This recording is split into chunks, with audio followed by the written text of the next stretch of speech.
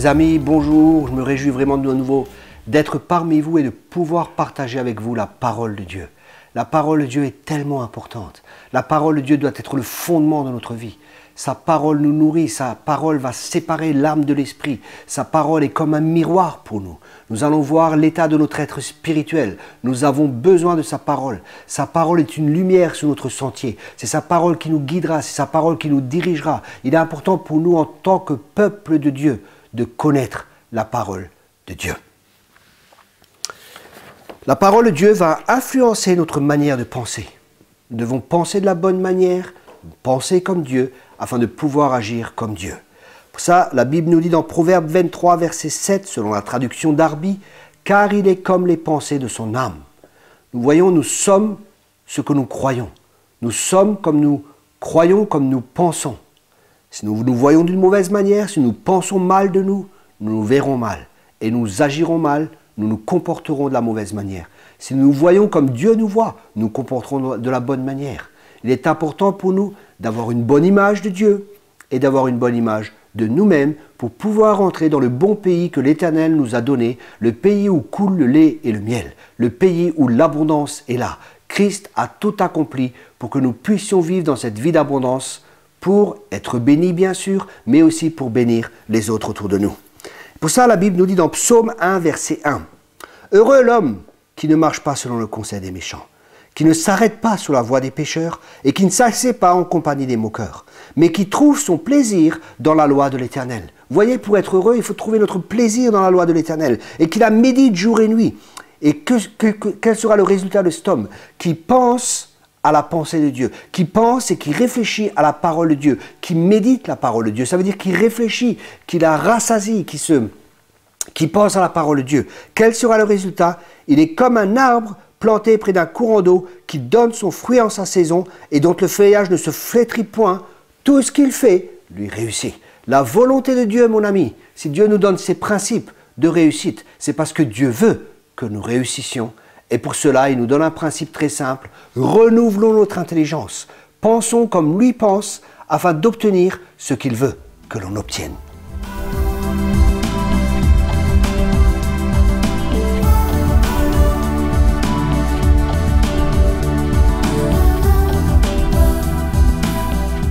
La volonté de Dieu, c'est que nous prospérions à tous égards, comme vient de le montrer ce texte. Mais nous voyons que l'homme prospère. Quelle est la raison de cette prospérité? Ici, dans le texte de Psaume 1 que nous venons de voir, il est dit « Il est comme un arbre planté près d'un courant d'eau ». La Bible ici prend l'exemple d'un arbre et la compare à un homme. Et parce que cet arbre est planté près du courant d'eau, cet arbre prospère. Cet arbre ne prospère pas par lui-même. Il prospère parce qu'il est planté à un endroit. Et nous aussi, nous prospérons quand nous sommes plantés là où Dieu nous veut. Et là où Dieu nous veut, c'est planté près de ce courant d'eau. Et ce courant d'eau, il se trouve où? Ce courant d'eau, c'est sa présence et c'est dans sa parole. Si nous sommes enracinés dans la parole de Dieu, si nous sommes fondés dans la parole de Dieu, si nous commençons à penser comme Dieu pense, si nous avons la bonne image de Dieu, la bonne image de nous-mêmes, si nous comprenons que la volonté de Dieu, c'est la réussite, nous ne serons pas satisfaits avec le minimum. La Bible dit que là, mon peuple périt faute de connaissance. C'est pour cela que le Seigneur m'a demandé de faire une école biblique par correspondance et je vous encourage vraiment à participer à cette école biblique.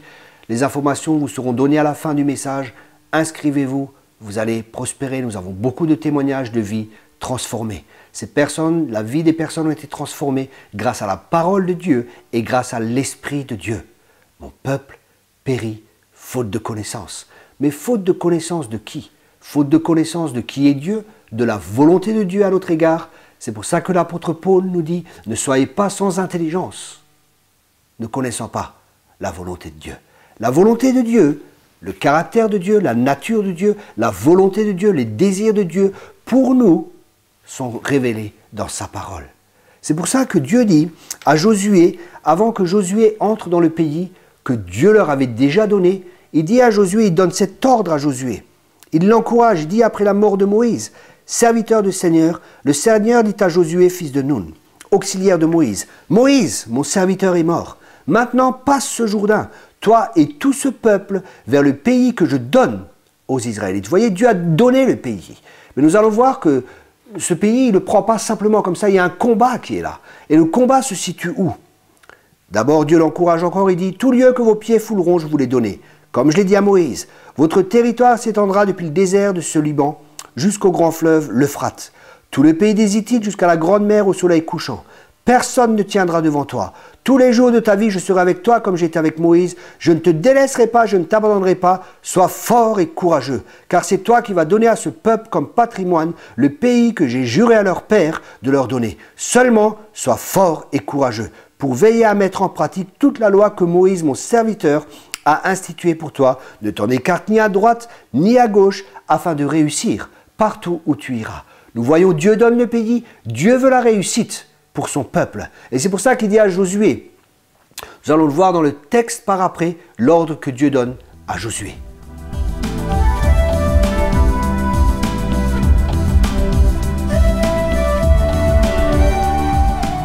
Dieu a donné le pays à Josué, Dieu nous a donné aussi un bon pays, mais il y a un combat qui est là. Mes frères, mes sœurs, sans combat, nous n'allons pas avoir de victoire. Une victoire s'obtient uniquement lorsque nous combattons, et que nous combattons selon les règles. L'apôtre Paul nous exhorte à combattre selon les règles. Et nous allons voir quelques-unes ou la règle principale dans ce texte. C'est ce que nous voyons. Dieu encourage Josué, il lui dit « Personne ne tiendra devant toi, je suis avec toi, et Dieu est avec nous ».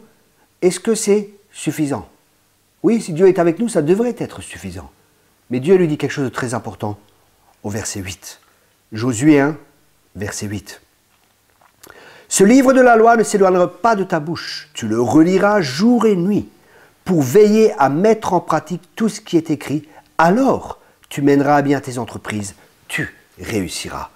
Rappelez-vous, Dieu donne le pays. Dieu veut que nous réussissions. Dieu fait sa part. Nous avons notre part à faire. Dieu ne fera jamais ce que nous devons faire. Et nous ne pourrons pas faire ce que Dieu doit faire. Amen.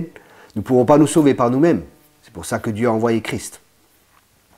Et là, il dit, ce que notre part à faire, c'est que ce livre de la loi ne s'éloigne pas de ta bouche. Une autre traduction dit, aie soin de répéter sans cesse les paroles de ce livre de la loi, médite-les jour et nuit, afin d'y obéir et d'appliquer tout ce qui est écrit, car alors tu auras du succès dans tes entreprises, alors tu réussiras. Vous voyez, Dieu nous demande d'abord de prendre sa parole, et parce que nous avons sa parole en lui, dans sa parole, il y a les capacités pour accomplir ce que Dieu promit. Ce n'est pas au travers de nous-mêmes, mais c'est au travers des capacités que Dieu donne à travers sa parole. C'est au travers de la nouvelle naissance, de la nouvelle créature que nous sommes devenus. Pas à travers de nous-mêmes, je parle du vieil homme, il a été crucifié, mais à travers de ce que Dieu fait, à travers de sa parole, au travers du renouvellement de notre intelligence. Ne vous coulez pas simplement dans le monde de tout le monde, nous exhorte Paul dans Romains 12, verset 2.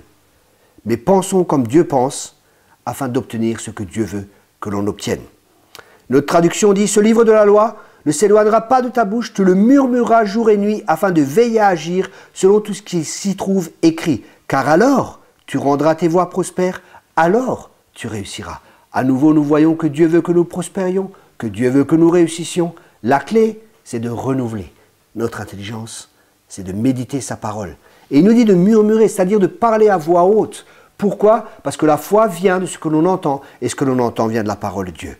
Une autre traduction dit « Répète sans cesse les enseignements du livre de la loi, redis-les dans ton cœur jour et nuit, ainsi tu t'efforceras d'obéir à tout ce qui est écrit. De cette façon, tu mèneras les projets avec succès et ils réussiront. » Vous voyez, pour mener nos projets à succès, pour que nos projets réussissent, nous avons besoin de la parole de Dieu, de croire cette dernière et d'agir en fonction de cette dernière.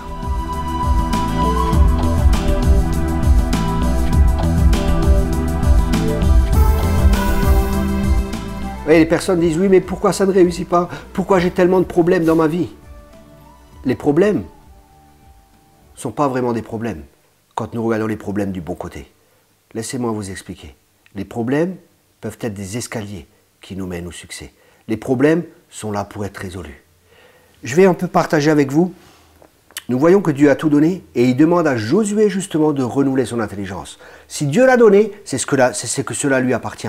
Et c'est cette pensée que nous devons avoir. Nous avons tout reçu pleinement en Jésus-Christ. Si Dieu nous a donné, cela nous appartient. Mais nous voyons qu'il y a un combat. L'ennemi est là. Il combat au niveau de nos pensées. Il vient avec le doute. Il essaie de nous faire douter de la bonté de Dieu. Il essaie de nous faire douter de la parole de Dieu. Il essaie de nous faire douter de l'intégrité de Dieu. Il essaie de nous faire douter de la véracité de Dieu. Il essaie de nous faire douter des intentions de Dieu. Mais nous savons que Dieu est bon. Nous savons que Dieu est pour nous. Nous savons que Dieu a le meilleur pour nous. Et nous allons voir, nous allons un peu étudier la différence entre une personne qui réussit et une personne qui vit dans l'échec. Premièrement, bien sûr, nous avons des problèmes, nous avons des difficultés dans nos vies, mais Dieu nous dit que nous sommes responsables. Et il est important, mon frère, ma sœur, que vous preniez vos responsabilités dans votre vie. L'appel de Dieu aujourd'hui, c'est mon peuple, sois responsable. Lève-toi et bouge. Prends tes responsabilités. Dieu veut que nous soyons responsables. À la croix, il a tout accompli et il s'est assis. Maintenant, c'est à nous de bouger. J'entends beaucoup de gens qui disent, oui, mais le réveil viendra un jour. Un jour, Dieu va faire quelque chose. Non, non, c'est aujourd'hui que Dieu veut faire quelque chose. Si nous commençons à bouger, si nous commençons à mettre en parole sa pratique, Dieu est avec ceux qui bougent. Dieu n'est pas avec ceux qui dorment et ceux qui attendent qu'un jour, Dieu fasse quelque chose. Le même esprit qui a ressuscité Christ est en nous. Le même esprit qui a resté Jésus-Christ est en nous. Et Dieu nous ordonne d'aller, de prêcher la bonne nouvelle à toute la création. Et sa puissance, sa parole, les signes, les miracles, les prodiges vont nous accompagner si nous croyons. Et le fait de croire nous fera que nous agissions. L'évangélisation, c'est l'évangile en action.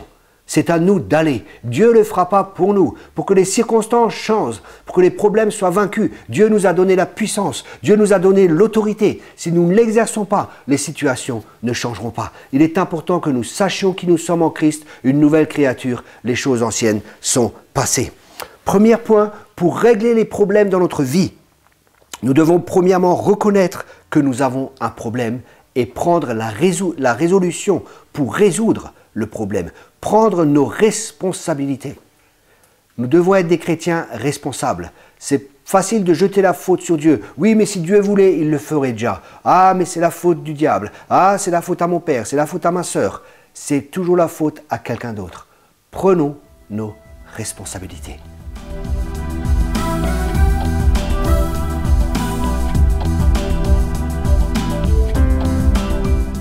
Nous avons constaté que Dieu nous a tout donné pleinement en Jésus-Christ, mais notre part à faire, c'est de prendre nos responsabilités.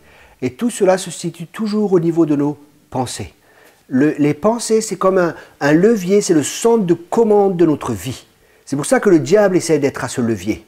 Mais Dieu nous donne l'autorité pour que nous puissions résister au diable. Mais pour pouvoir résister au diable, il faut d'abord nous soumettre à Dieu et après résister au diable. Soumettez-vous à Dieu et résistez au diable. On ne peut que se soumettre à Dieu quand on connaît sa volonté. La volonté de Dieu, c'est que nous prospérions. La volonté de Dieu, c'est que nous soyons des modèles. La volonté de Dieu, c'est que quand les gens nous voient, ils voient Christ en nous, l'espérance de la gloire. Est-ce que Dieu est un perdant? Est-ce que Christ est un perdant? Bien sûr que non. Et comme nous sommes créés à son image, nous devons refléter son image. Nous portons son image. C'est pour ça, venez avec moi, nous allons voir différents principes de personnes qui réussissent et les personnes des gagnants et des vainqueurs. Et pourquoi certains gagnent et pourquoi certaines personnes vivent toujours dans la défaite. Cela ne vient pas tout seul. La réussite ne vient pas tout seul. Bien sûr, c'est Dieu qui nous donne la réussite. Dieu veut que nous ayons la réussite, mais nous avons notre part à faire et cela se situe au niveau de nos pensées. Premièrement, les personnes qui réussissent ont appris à assumer la responsabilité de leur destinée. Vous êtes responsable de votre vie. Nous sommes chacun de nous responsables de notre vie. Les gagnants pensent différemment des perdants. Un gagnant, par exemple, il pense qu'il est responsable de sa vie. Et parce qu'il est responsable, il va prendre la responsabilité et il va faire ce que son devoir est de faire. Il va lire la parole, il va méditer la parole, il va être obéissant à la parole de Dieu. Rappelez-vous, ce n'est pas le hasard. Si nous réussissons, ce n'est pas le fruit du hasard. Un gagnant, il se concentre sur les solutions, pas sur les problèmes. L'apôtre Paul disait, une porte m'a été ouverte, mais les ennemis sont nombreux. Il aurait pu se concentrer sur les ennemis ou il se concentre sur la porte qui est ouverte? Dieu n'a jamais dit que vous n'aurez pas de problème. Mais dans toutes ces choses, nous sommes plus que vainqueurs. Pour pouvoir vaincre, il faut qu'il y ait quelque chose à vaincre. Et la puissance de Dieu, la sagesse de Dieu, sa parole, ses conseils nous aideront à être plus que vainqueurs. Dieu veut que tu sois vainqueur.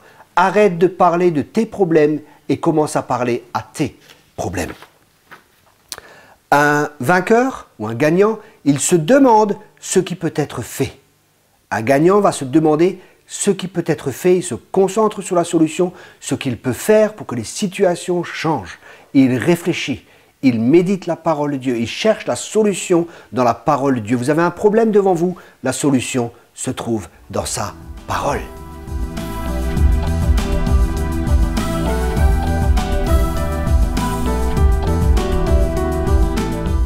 L'homme est tel que sont les pensées de son cœur. Ce que nous pensons déterminera ce que nous ferons et ce que nous sommes. Un vainqueur, il se voit comme un vainqueur. Il pense comme un vainqueur. Il agit comme un vainqueur. Il pense comme un vainqueur. Il se voit comme un vainqueur. Il n'accepte pas la défaite. Dieu m'a créé pour que je sois un vainqueur. Je suis ce que Dieu dit que je suis et je peux faire ce que Dieu dit que je peux faire. Amen. C'est ça la mentalité que nous devons avoir. Dernièrement, j'étais avec des serviteurs de Dieu à table et ils parlaient plus de choses négatives, de tout ce qui ne va pas, que de toutes les possibilités. Ils étaient fixés sur le négatif. Ils étaient fixés sur les problèmes au lieu d'être fixés sur la parole de Dieu. C'est les circonstances qui dirigeaient leur vie.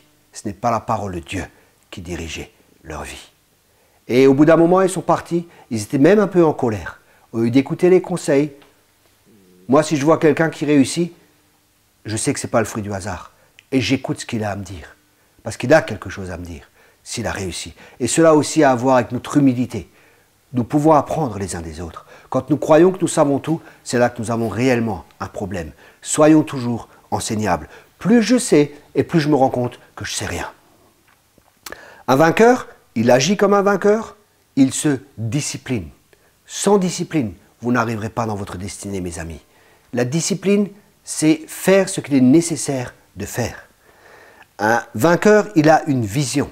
Il se fixe des buts. Il a un objectif. Il sait où il va. Comme l'apôtre Paul, il ne combat pas en combattant, en frappant n'importe où. Il avait un but, un objectif. Cela lui permettait justement d'atteindre le but et l'objectif qu'il s'était fixé. Un vainqueur, il comprend que l'échec est une expérience. L'échec n'est pas une personne. Ce n'est pas parce que vous avez eu des échecs que vous êtes un échec. J'ai eu beaucoup d'échecs, mais j'ai appris à travers ces échecs.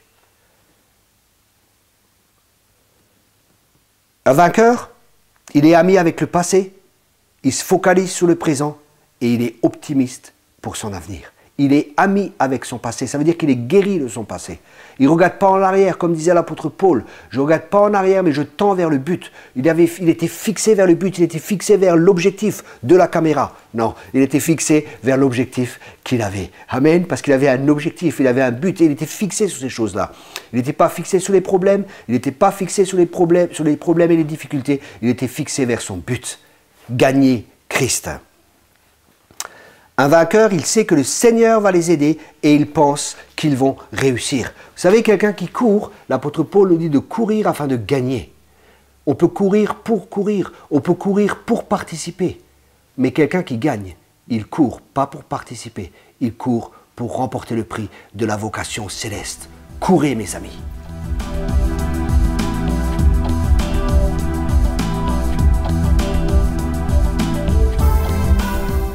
Nous avons vu la pensée de vainqueur, nous avons vu la pensée des gagnants, maintenant nous allons voir la pensée d'un perdant. Un perdant, il pense que les autres sont responsables de ce qui leur arrive. Ils ne prennent pas leurs responsabilités. C'est la faute à mon pasteur, c'est la faute au curé, c'est la faute à ma grand-mère, c'est la faute à mes grands-parents, c'est la faute à l'oncle, c'est la faute à ma femme de toute façon. Alors là, c'est terrible. C'est toujours la faute des autres. Ils ne veulent pas prendre leurs responsabilités. Un perdant, il se concentre sur les problèmes. Nous avons vu qu'à l'inverse, un vainqueur, il se concentre, il cherche la solution au problème. Il ne se concentre pas sur un problème. Un vainqueur, un perdant, il se demande ce que les autres pourraient faire pour eux. Vous voyez? Le vainqueur, il pense qu'est-ce qu'il peut faire pour bénir les autres. Les perdants, ils pensent, mais qu'est-ce qu'on pourrait faire pour moi pour que ma situation change? Un perdant, il se voit comme un perdant. De toute façon, il va entreprendre quelque chose et dès qu'il y a un échec, dès qu'il y a une difficulté, il dit bah, je savais bien. De toute façon, je n'allais pas y arriver. Je le savais bien et ben voilà, bah, il va arrêter parce qu'il pense qu'il ne va pas y arriver. Quand un échec vient, quand une difficulté vient, qu'est-ce qu'il fait? Au lieu de persévérer, percez et vous verrez, il s'arrête, il abandonne au lieu de continuer. Un perdant, qu'est-ce qu'il va faire? Il va agir comme un perdant.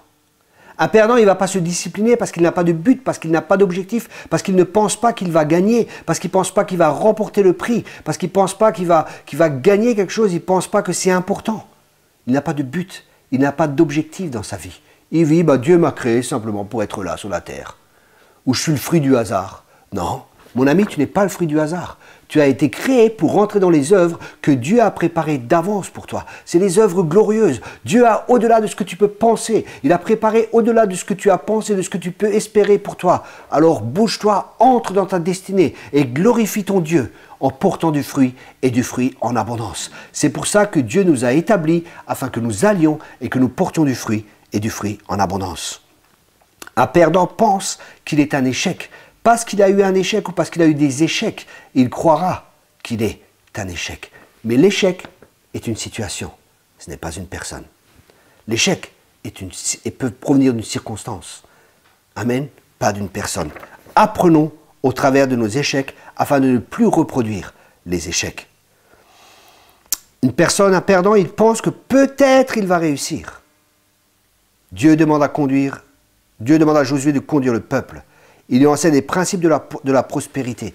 Josué savait qu'il allait gagner. Josué savait qu'il allait vaincre. C'est pour ça qu'il n'était pas content avec la défaite. C'est pour ça qu'il s'est dit, il n'y a pas eu de victoire, il y a quelque chose qui ne va pas dans ce camp. Et il y avait le péché qui était là.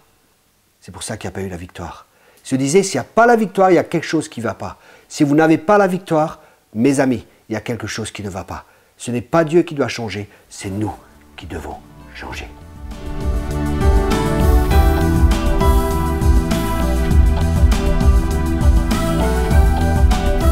Vous voyez, la manière de penser est très importante. Nous avons vu qu'un perdant pense différemment d'un gagnant et qu'un gagnant, bien sûr, pense différemment d'un perdant.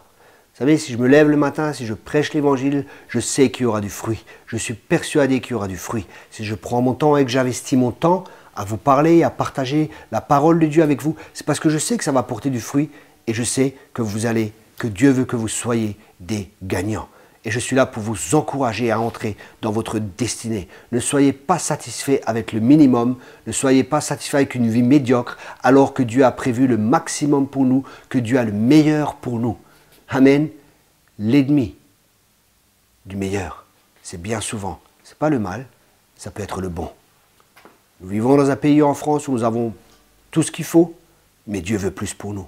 Ne soyez pas satisfait avec ce que vous avez. Dieu a toujours plus pour chacun de nous. Dans Amos 3, verset 3, il est dit « Deux hommes marchent-ils ensemble sans être mis d'accord ?»